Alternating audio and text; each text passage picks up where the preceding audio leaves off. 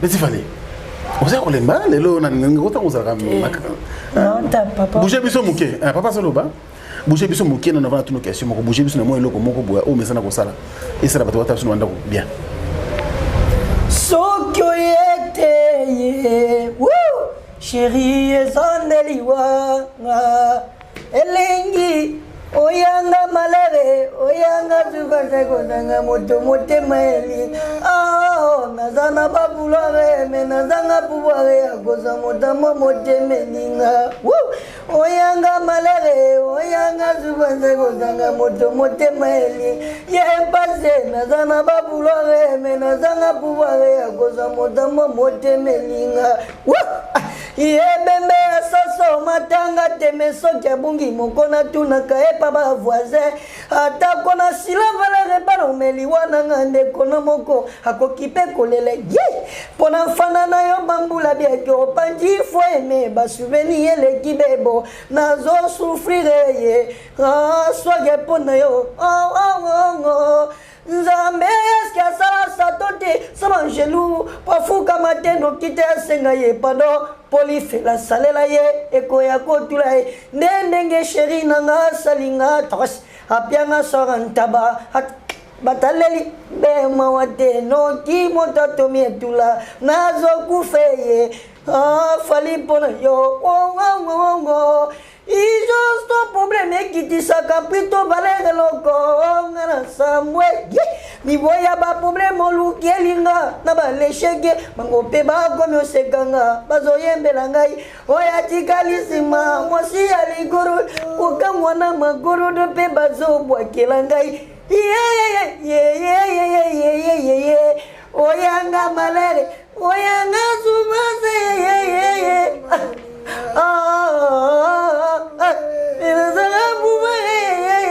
Montemelinga mara Montemezoki mimitike vapota ya so singande balondo ina bajolinga mingi bona polyglotte etumba yanga na sénégalaise na banjaki ya chamoko ya vraiment de kokabola Fally pupanjo kozala kino kwa uze bazozela na kufa bamu ya komeme bembe na ngaye mpasi Fally ozama bete ololo hey yoro soje ololo na banjili susu maraba journaliste yebisa kinga Bogare nangaye Petit Fally bolingo moto mpase na yokaka Franki semaite baloba kanko akona ngai bolingo mbisa Fally puba badunda katena lokoso mobala nana na pesi raison ololo tos na komane kiti no kora mwana feti ya ba 13h babo masoso ngombe kimia na koza seso ki fete sili tos tutu soki motena sima pona petit tozo banjaka ye kobomang yoro so de traumatisme ye Petit Fally zana ololo hey bana poto ye oyanga malere oyanga dikambe ye tos merci yes Petit Fally et là oui voix dans performance au travail makasi nana mtebi boulot awala sanga awati kota bima soso yala na maître déjà oya mesana déjà pour yo élève ozomba la moïse ko to sa boxer boité alors tozonga na ibandeli tango bandi le kanisi ya ko sala musique awana Kinshasa oyebi ki ba polité baza pasi oyebi ki kobima ko yeba na Kinshasa o eza facilité de kanisa musique ya mwana yozo kyango wapi comment koyemba bon nzambe otika la nzambe na mokile basi no manga banamboka po na koma awa banamboka balobe nga Petit Fally eza pour Kinshasa te banamboka Petit Fally parce que benamboka za na kimno mboka le courage a Kinshasa a courage ko simba la vie maman na kiomona ka Fally pour pas bi Fally pande ko note ali paza gratis na modio ko mona yewa mama na kei so yeke na kokufa na kufa so pe na kobika na bika po nzambe ne mutwa salamu na kei na komi na Kinshasa wa koyema na oyaki ndenge nini na maki yo tout ça na bato kanga mona courage okoti na bato yo moko na ega na lukaka na akoti na bato te adiembela na masuwa donde ba bato ba frodaka na trengo OK ya na futa na ngambo te na kota kaka na nini akota kwa ba fi na ndega mobali kaka okoti kaka na kope na kini na komi na ba maluku koyema na banjela basi no suis petit fan petanga courage bani me ekosinga wana maluku kuna koyema na banjela na babar wana uzona na wapi kasi to yeba nanu kani na baba na wala ka libanda titi na kokuta na vie na mobo na yolo shama yoka tuzaka na ye azunga na ndako atinga na pale na ye kolala kola muka mama na mongo na zana poto polyglotte la sénégalaise habite mono aza encourager depuis na mon émission na toucher nga mutemi pesinga passe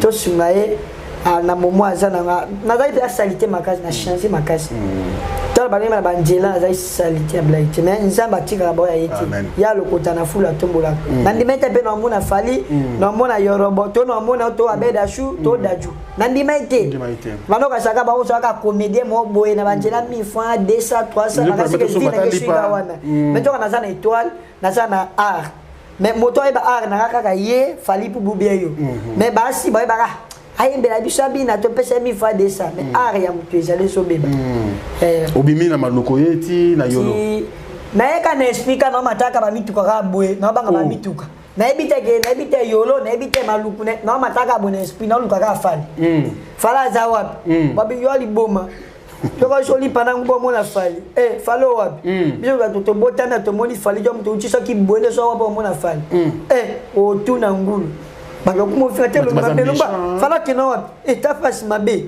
tandoza na banzambe kokisa ka miracle na ngai o bimisinga bana mboka bwende na komi ande côté la kisanga munene na yo pe bato mokili bandima ko sa munene tina koyemba kolala kana balibana ekopita ba ya shama ba ekopesa pesa kola mwa babilamba ba ya Jonathan Wenji ba ma polyglotte na poto titi na souffrir 4 ans kana kumba fali 4 ans kana kumba fali na lemba te jour suka onza mabile no chikote ina ekopitana jour suka ya suka make corona makambo tu na eloko te na konda fort taka mutu pe na pana ipana azape mona ipa bango shama za mona ipa azante ba stiaka pe na riba mona akoza ba vendeza sikoyo atala ngai ata sikoyo pe ba osombela na komi ko kima isu na banjela koyemba mbejuka ya ba corone banjala mweti mutu abimati na konda mabe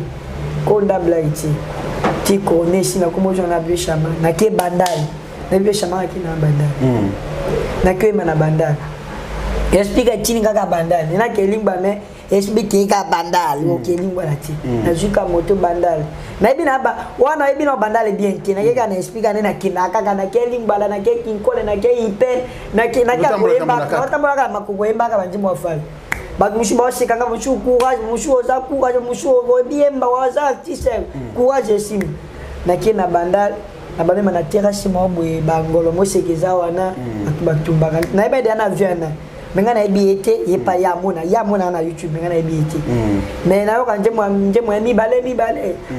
mibale kindumba na goboto ponini mais na ebite nje mona to kaka abunda sima banini mais na ebiete na bale ba wana ba pesinga 2000 fatwanga ya utalanga na be ebiete awtanga na video sek tipe mo babio yo mona yoroso ete toto beta bliki mpana Abidjan beta mantola fungwa maya wana ba uti Abidjan uti Abidjan sika kaka sika ba uti baba na ba dola ba la azadiana la patron ba biki beta mantolo au sunga yo apiaka ba papa na bangi nataka mtu avimba ko nako beta mantolo musuli kofi na misu musaka sa moibi na kombo banjambe nake kaka bon batu ba si balobi nake nakeka na ndenge ya respect bonsoir prince bonsoir na bando yembela ye yo fanda wapi na bite na artiste na imba banji ba falta nga mona na YouTube yo speaking ate na wana concert da ju so kasa ki obonga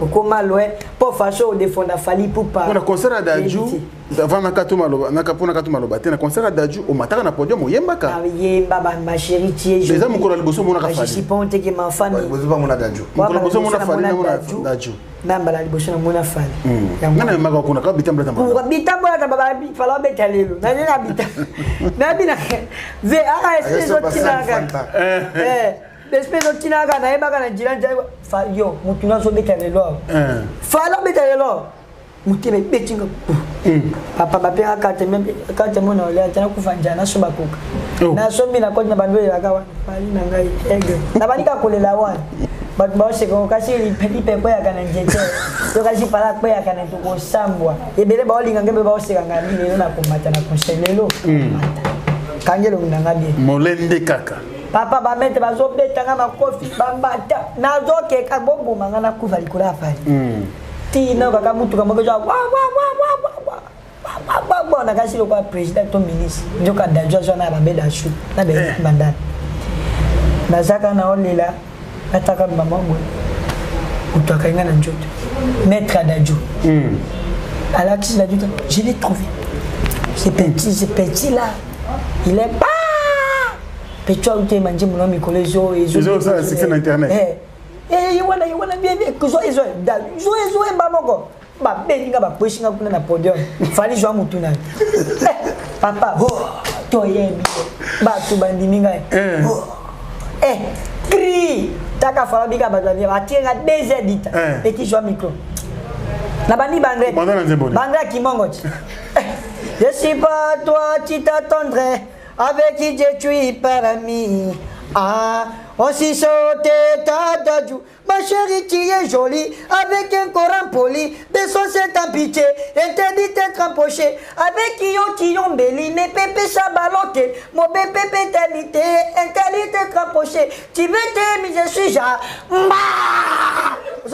na bandua la koko seka, fala bite mwete ayi magaka, bijamu bébé, bijamu bébé, troche. Bana mijama be osampoa ti wana na ikokuta na vie abiso a chaque na podium siko kota RKL wana boju wa chu ivaya ai bebe ma baby ivaya he want ivaya fire ekre ki toi angeza makashe pona tangela ngeti siko makamozo yembo yebi siko ngo expliquer patima moyebi na radio mengelo boyebite mais boti ouais tu malengi mwesi bono kaka na radio na ebite oyebite explication ngo yebite mais nebika j'étais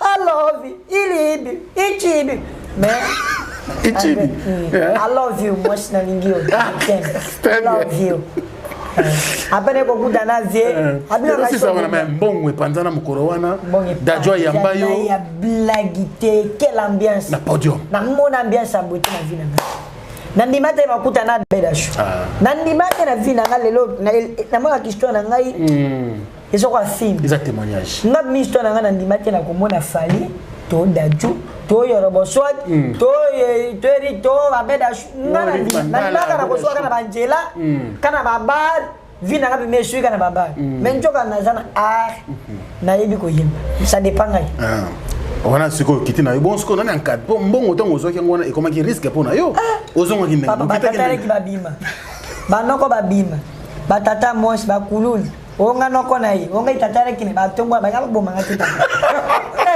papa na conseil noko na ngabim o kuna bi ngana yakine tata mosi na ngai noko na ngai yenga de ko na ngai o ko mela mbongo wana yo mbongo na poche ba beta ngai mbata boete mbata mishu olamwe tamboka eyo kaza basimbo bazanga mbongo bolo na sepelaka po na bukana te na zokatelo na pesaka ata baju na ebito ekoya ata bakena esila déjà boso bazokisaka ngai to so mokolo kutana na yoro swag apika kaisa obonga po étape okumisa prise fali poupa petit na ngabiso kaisa obonga na bipete na kumisa eta ki vie mais un jeu possible bakaka ba force raté kolinga presser na vite pour presser ko tutana presser fala za mutu ayebi ke petit na défendre ayebi ke naza idole na ye mais aolakisa te kamba moko ke nasunga ye ye moko na motema na ye ebeta lokwa mpe motema etoucheke epa na yo etouche mpe ye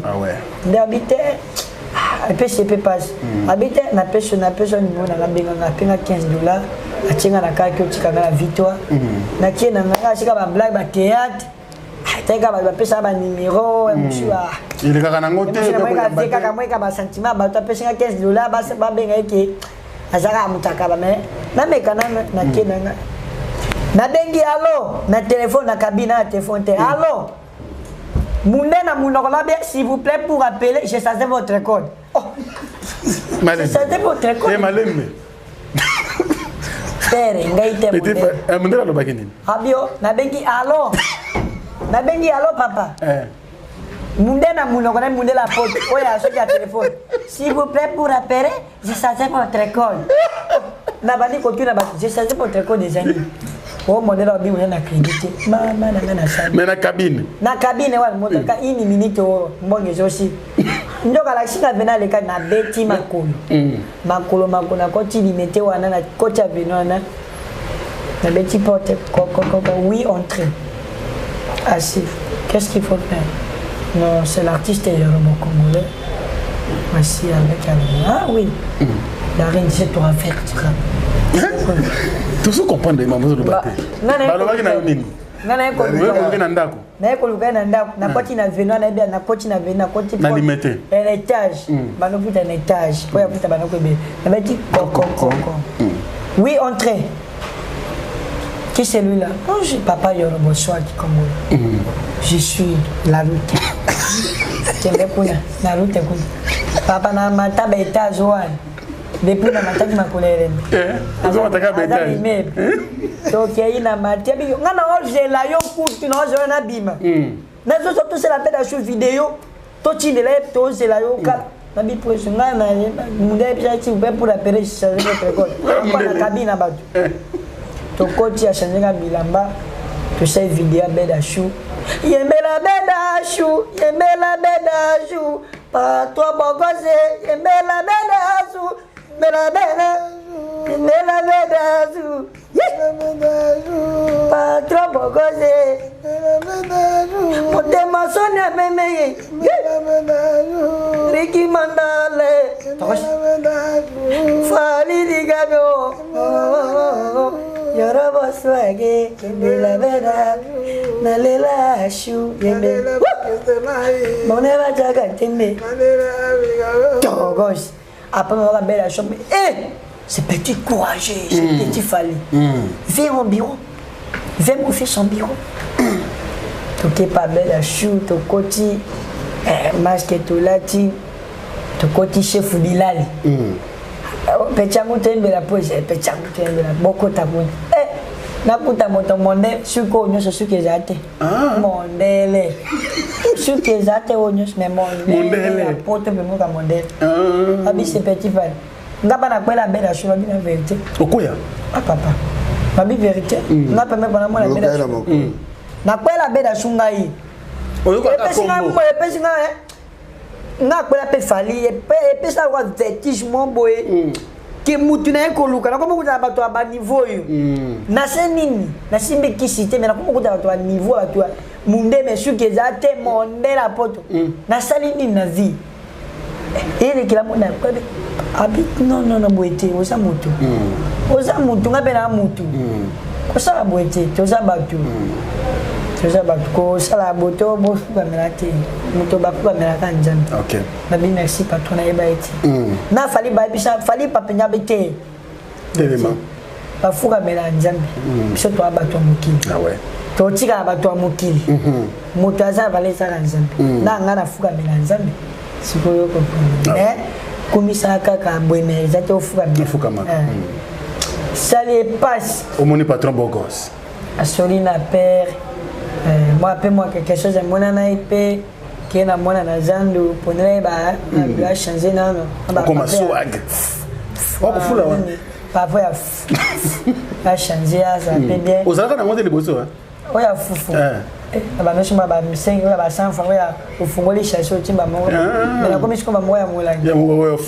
apatinga na pale wana ambiance bani ba moko Maman koye banangane maman ko ba direct ben mission yo rangi petit fan mon kilingan. Ba handicap moi mon kiritu batal. Encadrement du tout. Bien Robert félicitations. Bama polyglotte ba tout a fait yo félicitations le gros moi na boye encadré moi na ka bien azana tala et aussi. Ah ouais. Yo pas ki ma ba pe abato.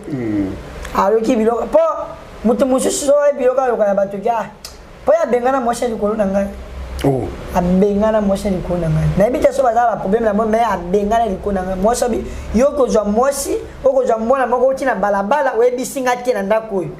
Na ibisa kolo ndako na ibisa. Yo ana na ndako. Eh. Mona uti mbona faire combien de côté na ngape na souffrir na vie na zaki commando.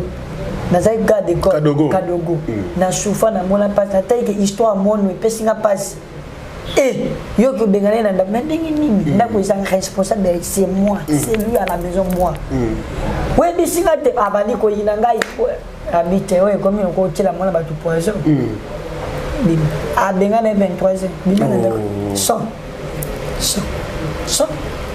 Yo ressort, c'est une histoire vraie? Ouais. So abengana mo chez ko inzaka temo na kushoti bama polygote batutu ba yeba jusqu'à batutu ba yeba bengana mo chez ko na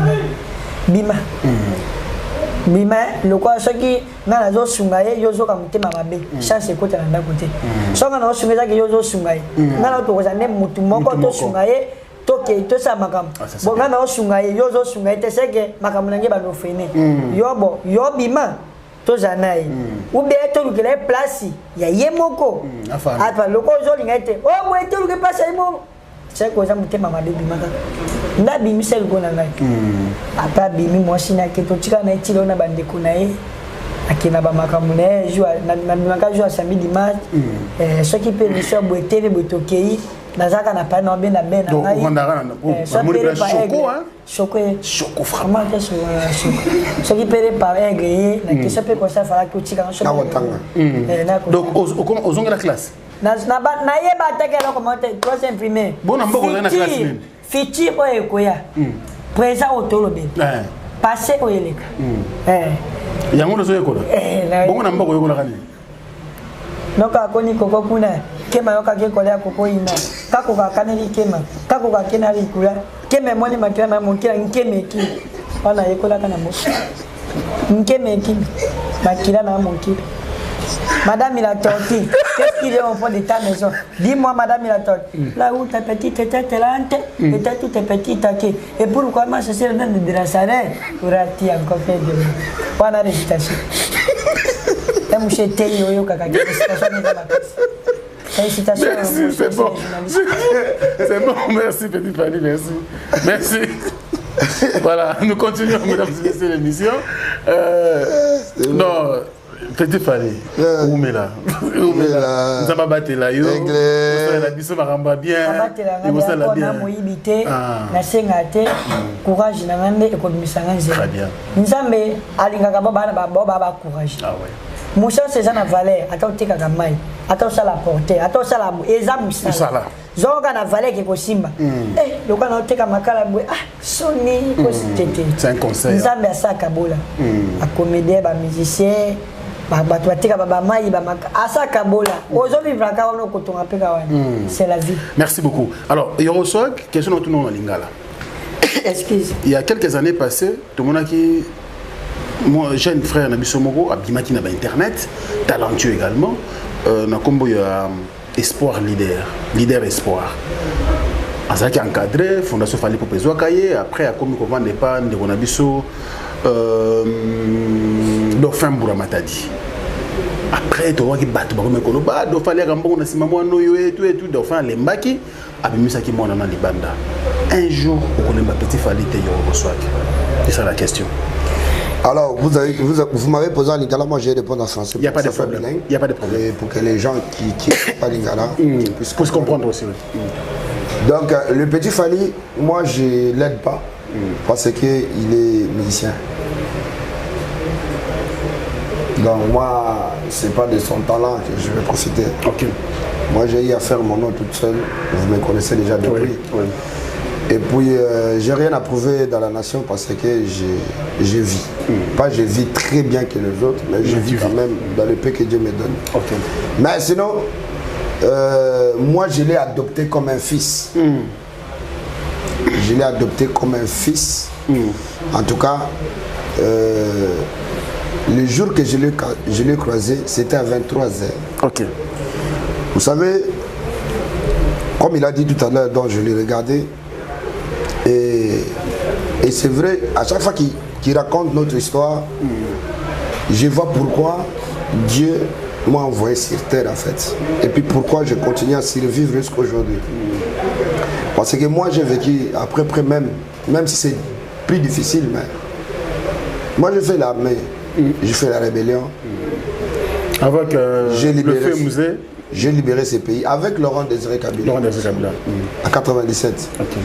Donc, et 4 ans plus tard, je me suis décidé, moi, de rentrer à l'école. De quitter l'armée. Oui. J'ai été adopté par deux blancs, par l'ambassade de Suisse et humanitaire. Okay. Après, j'ai parcouru plusieurs écoles ici à Kinshasa, où ça n'a pas marché, la télé, ça n'a pas marché parce que c'est comme lui. Aujourd'hui, les gens me demandent, Yoro, mais quand tu dis Petit Fally est entré, tu dis en bleu blanc ou comment? Il a arrêté les études à 3e primaire. Okay. Aujourd'hui, il a 17. Vous croyez qu'il va aller en bleu blanc en 3e primaire pour recommencer? C'est impossible. Donc quand je l'ai pris, j'ai dit non, il doit avoir un professeur. Donc, je l'ai trouvé un professeur qui vit chez moi. Ok. Pendant tout le confinement, je l'ai trouvé le professeur qui lui apprend jour et nuit à la maison. Donc je me suis dit, si je laisse les professeurs partir, ça va être manque à gagner. Il pourrait dire aussi, ah bon, aujourd'hui je suis fatigué. Je demande au monsieur, qu'est-ce qu'il faut? Tu as une famille, tu es célibataire, et tout ça là. Bon, ta maison je vais payer, mais tu peux rester au moins 1, 2, 3 mois chez moi. Il me dit, pourquoi pas. Donc, le monsieur il est chez moi. Ah ok. Et il lui apprend chaque jour de lundi au vendredi. Et samedi, c'est son jour où je peux l'amener au resto, au cinéma. Mais il s'applique quand même bien avec... Oui. Oui. Il a tout appris. Les matassa, il a tout appris. Ah, ouais. Les alphabets. Petit à petit. Ah oui, ça je ne peux pas aller tout non, faut aller brusquement. Donc petit à petit. Moi, je ne veux pas que... J'ai dit à ce monsieur, je ne veux pas que tu partes la galerie en disant que ouais, il a appris maintenant. Non. Prends ton temps. Voilà. Ne force pas. Ah, ça. Le même truc que tu l'as appris aujourd'hui, tu peux répéter ça toute la semaine. Que ça reste dans sa tête. Ah, c'est bien. Donc, et ça m'a fait plaisir. Il sait, avant de prendre ça, il sait dire s'il te plaît. Il sait dire s'il vous plaît, il sait dire pardon. Et c'est déjà très important parce que la plupart, nous, les Quinois, on ne respecte rien. Ah, salut Franck, ça va, comment tu vas? Mais je t'ai pas vu hier. Hein? Voilà, tu manges. Non. Lui, je l'ai appris. Même si j'ai laissé mes chocolats, où j'étais avec lui, j'ai laissé mes chocolats, je pars, je rêvais, je ne trouve pas. On dit toujours s'il te plaît. Et on demande parce que ce n'est pas ton truc. Donc, petit à petit. Ah, oui. Et là, maintenant, tout ce qu'il peut trouver, ce n'est pas lui, il ne touche pas. Il touche pas. Il doit demander, quelqu'un a oublié où je peux, où. Donc ça commence à venir. Ah ouais. Donc en tout cas, pour te répondre, ce n'est pas mon artiste. Je ne suis pas son producteur. Okay. Je ne suis pas son manager. Ah bon? Voilà. Donc, je suis son père. Moi, on m'a adopté. Lui, je l'ai adopté dans mon cœur. Ça, c'est très bien. Comme mon propre enfant. Wow. Donc, aujourd'hui, si je voyage, comme j'ai des tournées avec Serge Beno, Abidjan, Paris, partout, si je voyage, il voyage. Tu pars avec lui? Oui, oui, oui. Parce qu'aujourd'hui même, là, au moment où je te parle, Serge Beno, que je salue, si je suis quelque part, il est à Paris. Ok. Je devrais partir avec lui. Ok. Mais, j'ai même menti. J'ai dit non, mon frère, je ne me sens pas bien. J'ai donné des raisons qui n'ont pas de sens, j'avoue. Mais, c'était à cause de lui. Okay. Parce que notre gouvernement n'est pas encore remis les passeports. Ok, ok. Voilà, donc on attend les nouveaux passeports pour qu'il puisse avoir son passeport. Et puis, ça se fait encore de bien de voir The King, Fally Ipupa, El Marabia, Mobutu, en plein char qu'a dit le next sur la liste de Paname Petit Fally. Très bien. Donc, ça t'a fait quoi? Ça m'a comblé de joie. Ça m'a comblé de joie parce que vous savez, ces petits, c'est aujourd'hui que je commence à les apprendre qu'il y a Dieu.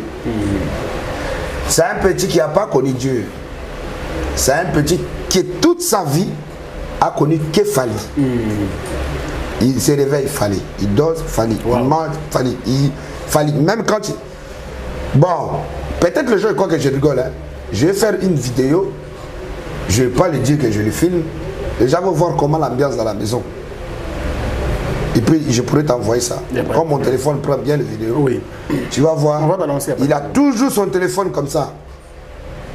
En train d'écouter Fally. En train de répéter tous les morceaux de Fally. Ne croyez pas, il vient comme ça, il chante de début à la fin comme si c'était des blagues. Non. Quand on quitte ici, on rentre à la maison, il mange, il a sa télé dans sa chambre. Il est que comme ça. Et souvent je me dis, mais pourquoi j'ai mis la télé là dans sa chambre? Parce qu'il ne regarde même pas. Canal Plus a commencé, même quand l'abonnement est fini. Il n'a rien regardé. Wow. Il est seulement sur YouTube. Hé, Fally, il est allé faire un tour à Maluku. Hé, plan craqué. Donc demain, les gens vont mourir. Donc il est que comme ça. Il regarde toutes les actualités de Fally sur Instagram, tout sur YouTube. Sa vie, c'est ça. Très bien. Alors, Petit Fally, oui, papa. Na Shark Club. On a battu Petit Fally. On a Zalaki, on a mon akinde au matin à podium. Ambiance, parce que ça les 7 mois fallait ça s'est confiné na poto beaucoup t'en a quitté je pense n'est pas outil poto yemba beaucoup t'en a concert wana maintenant on yebisio que na voyage à poto za koya to kende na ye Petit Fally ça la ki ndengene na yebisio ko no to yebisio que Nzambe nem tatusha batu mutima le roi Nzambe tusaki le père de la nation reçoit congolais mutema. Pourquoi pas toucher pe Fally mutima. OK. Et belé ba olela ke na ko mata ido ayoro. Na ko mata ido ata against my na ko mata ido belé ba olela. Mais Fally Poupa aza artiste. Eza pona ngate. Ba zoya. Tanga na bima. Mushipa de mesus. Na ko mata petit yo. Na ko mata Petit Fally, na ko mata lokwai. Chasse za la kamo. Et belé ba oya na bango e belé ba oya. Chanson ngana na ngwe beba na ngote ebele ba meka ba petit wa ba petit nani ba petit nini ezo simba kate mais eza chance mutu na pesimi ba master na pe ba koya un jour tapona papa na ngai tapona Fally Poupa tapona Grace Maître tapona Grace nani to wapi nani courage kaka courage koni ngate loka na meka na ko demela le père de la chose reçoit na meka na kombo neto MC Kosi te Kosimba yoko le mbagate ato binte monete kumisa eka ko ayo swage e Kosimba ka po mutu aza mutu mutu za na musika mutu ka Nzambe mais Nzambe za pemé mutu aza mutu oyoka akoyoka na aza Nzambe ta oyoka pecho bwendengi nini mono bwendengi nini ko mona ngai yoro te mono na saleka yango na salaki aza mutu moka bisete ke Fally sunga mono te me poto yé mon motema na ye. Très bien. Merci beaucoup Petit Fally. Nous évoluons, je pense qu'ils ont les sons à tirer. Chérie nanga n'est pas comme les autres. C'est vrai, il n'est pas comme les autres. Ses qualités effacent mes défauts. Mon cœur est touché, celui qui me faut. Avec qui j'ai pas tout à partager. Mon amour est mon ange gardien, mon confident, mon artiste, mon artisan, mon Roméo et mon soeur Juliette. Voilà maman, chou nanga, maman, bébé nanga, voilà maman, chou nanga. Zamba pianga nyoso shiolingaka. Bon Dieu m'a tout donné pour te l'encako. Laissez-moi te faire vivre bilingue. C'est mon ton encore la vie. Mon cœur plaira mon chéri. Maman mouina miseti koyoka soni. Fais-moi pleurer comme un bébé.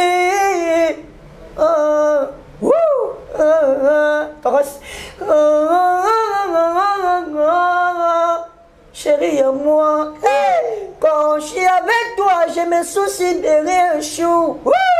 Mon amour est mon ange gardien, mon confident, mon artiste, mon artisan, mon Roméo et mon Juliette. Voilà maman, chou nana, voilà maman, tu es best, vous allez best. C'est toi les meilleurs, vous allez bester, tous, yosa championne. C'est les mots, toi, qui me fait craquer, qui me fait pleurer, qui me fait qui me fait Tagos, merci beaucoup. Là où Abed Achou ou Eric Mandala aime, you the best. Tous les meilleurs, tous les meilleurs, on a champion, y'en est meilleur, c'est toi la meilleure, chérie. Mais peut-être, je sens comme si tu devais son fan, apparemment. Hein? Tu devais son fan. Bon, en tout cas, pour pas mentir. Viens dans faire gagner la merveille. Et papa toujours. Mon ami, non, vraiment pour pas mentir. Tu te sens joyeux. Non, je regarde. Et il fallait laisser. Moi, j'aime pas mentir. J'ai jamais été fanatique de Fally. Et je connais aucun son de Fally à part Laura Lorenzo. Ok. Donc, les premiers morceaux de Fally que j'ai connus dans ma vie, c'est les derniers. Maintenant, c'est que moi, chez moi, j'écoute que DJ Arafat. Ok. Que de DJ Arafat de début à la fin. Si ce n'est pas DJ Arafat, c'est de moi-même. Ah, d'accord. Donc, il est là témoin. Mais, depuis que je vis avec lui, tu deviens fan. Fallait toujours. Donc, quand toujours l'amour est banakane, senga, babizou, bakalem, bakado, je t'aime tous les temps. Mawele kawapi, bébé nangaza présent. Sousele kawapi, chéri nangaza leye. Demonyoso, alebela kanga j'étais.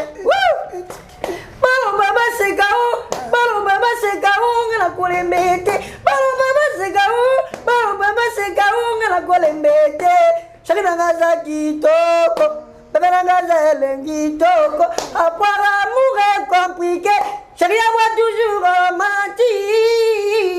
Asaïna oh, Nagobena mungo, baina ma,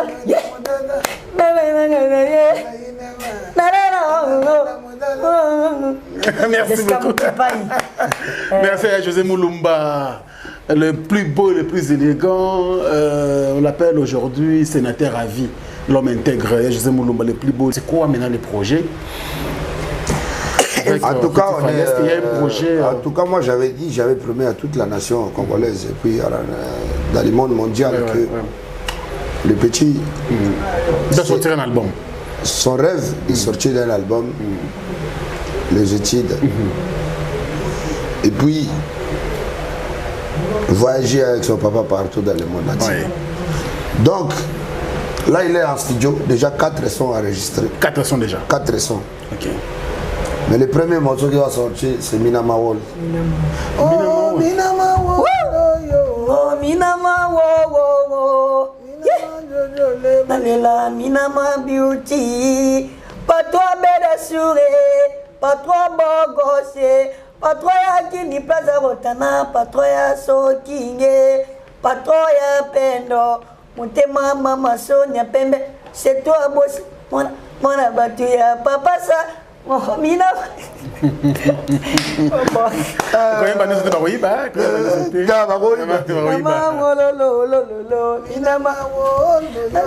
Minama Beauty. Fally digabeye, potema nana getobe, wana bolingo yakala. Ezaloko la mama absana, yena manchaka malyo. Minama wo, nalela minama wo. Nalela minama bana lemba matete. Oh minama bana bandale. Minama bana kitambo. Oh minama bana yansele. Minama bana bamongo. Oh minama bana yeganga ngengo. Minama bongula kalobondo. Mono yoga be bondo me. Kutu bambo. Salo ingere bondo Oh papa juna jadana. Papa ya daju. Oh minama. Non, mais c'est un vrai régal. Non. Oh, ça m'emballe. Allez, si tu écoutes les sons maintenant, tu vas. Non, mais... donc, si tu écoutes les sons, oui. tu as cherché, tu as dit à madame, donnez-moi double panne même. Oui, serré là. Parce que bon, Nyoma, ça va. Je commence à danser. Oui. Ah, ouais. C'est un morceau qui va pas. Ça sort quand, le morceau? En tout cas, ça sort le 1er décembre. Le 1er décembre. Donc on va fêter avec. Oui, je pense que ça sort il fallait le 1er décembre. Le 1er décembre, oui. Ça a sorti. 1er décembre. Le 1er décembre. C'est calé. Donc l'anniversaire, il fallait pour pas sortir officiel de l'album. Ah, c'est bien ça. C'est très bien. La production, c'est la sénégalaise. Ah, fallait c'est le 14 décembre. 14 décembre. 14 décembre. Non, on va mettre ça 14. 14 décembre. Ouais. Ça la Toyoki, la sénégalaise. 14 décembre. Faut que le jour que Fally est né, c'est le premier album de Petit Fally. Est-ce que Fally va chanter aussi dans son album? Bon, lui et Fally, ils ont un morceau. Ok. Oui, ils ont un featuring déjà. Ça va arriver, je ne vais pas annoncer. Ah ouais, c'est ça. C'est lui-même Aigle qui va vous annoncer, qui va, le jour que vous aurez l'occasion de l'interviewer, demandez-lui. Ils ont un feat qui va arriver. Donc dans l'album de Petit Fally, il a un feat avec Fally Poupa. Okay. Il a un feat avec Roga Roga. Oh là là. Il a un feat avec moi. Et puis, je pense qu'il doit avoir un feat avec des Ivoiriens, comme MC1 et puis pourquoi pas Kiss No Beat, pourquoi pas... Voilà, les enfants de son niveau. Mais l'album aura combien de titres? Là, on va 14 titres. 14. Oui. Et puis si ça m'énerve, j'appelle carrément Davido. J'attends Davido. Alors qui est le producteur de l'album? Parce que comme toi tu n'es pas son producteur. En tout cas, le producteur de cet album, il s'appelle le patron Bongos Abed Achou Raouf. Mais c'est pas un producteur, c'est un message tout simplement. Tu m'as demandé qui est le producteur, non? Oui. Dire quelque chose qui n'est pas vrai. L'album de Petit Fally est produit par Abed Achou. Ok. Je l'ai dit, cœur ouvert. C'est Abed Achou qui est en train de produire Petit Fally. Il a dit qu'il va faire 3 choses dans sa vie. Maison, production de l'album et puis ses études. Ah d'accord. Voilà. Donc c'est le parrain. C'est le parrain de l'artiste. Voilà. Artistiquement, le parrain, de production, de tout ça là, et des voyages. Parce que désormais, le petit va commencer à prendre les business qui ne sont pas économiques. Il ne va pas se mélanger avec les petits. C'est bien ça. Voilà, lui c'est l'enfant des aigles. Il doit toujours être dans les first class. Voilà. Ouais. Très bien, nous sommes petit à petit vers la fin. Moi, je voulais juste demander à tous les bons chutes, bons gens, apprêtez-vous, les enfants des BCBG. Les grandes dames de BCBG, les beaux gosses, les grands messieurs de BCBG Wenge, les Papa Chéri. Papa Chéri, Mila Milo dans Coco, j'ai bien Mila Milo dans Coco, Mila Milo dans Coco. Asigre kana asigre, asigre kana asigre, asigre kana. Papa na junior asigre kana asigre, na Soraya. Voilà, les sons arrivent. Donc tu immortalises le rap décalé. Oui, j'immortalise JB Piolin, vous savez, c'est mon vieux père. Hein. Ah ouais. Je ne parle pas trop de JB parce que.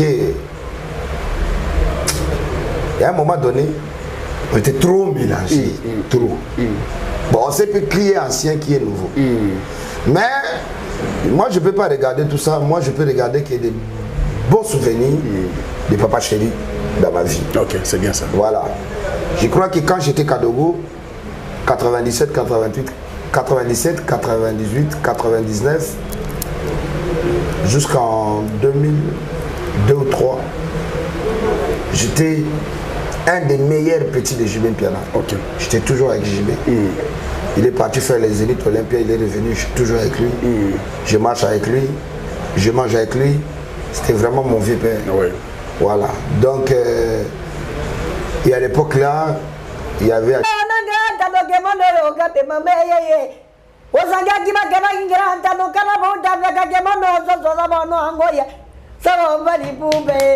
tika bolelo e amoye asango boki sawa no kamame e ko amoto kala boke ta ko idara bati mwe bari hibu bamwe teze ndu mwe wiri akonga mwe ngere poto mwe sawa no kamame to kama ona iboka sasa boy kuluna na mboga to boy moibi na mboga to boy sangi sangi boy na mboga na mokila bati beto boy ko buda na mboga sawa bati bete to kende tanga ke la Maman polyglotte la sénégalaise.